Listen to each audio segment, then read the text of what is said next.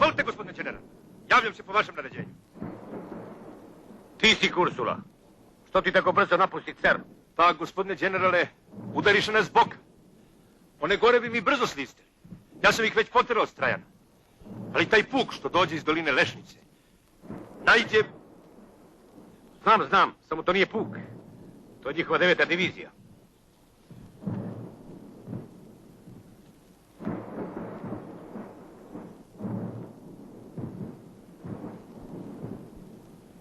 Kako ti izgleda neprijatelj?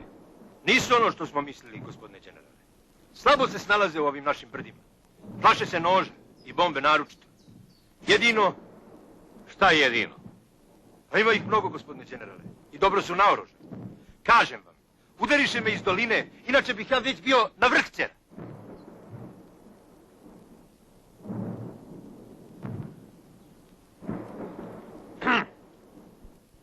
Gospodine generale, sjećate se da vi mene oboriste na ispitu zbog Drine? Ja sam govorio da će Austro-Ugarska vojska preko Drine. Tu je najpovoljnije. A vi mene... Sjećate se?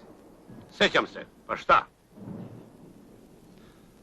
Pa eto, oni stvarno udariše preko Drine. E pa eto, proći će i oni kao ti na ispitu.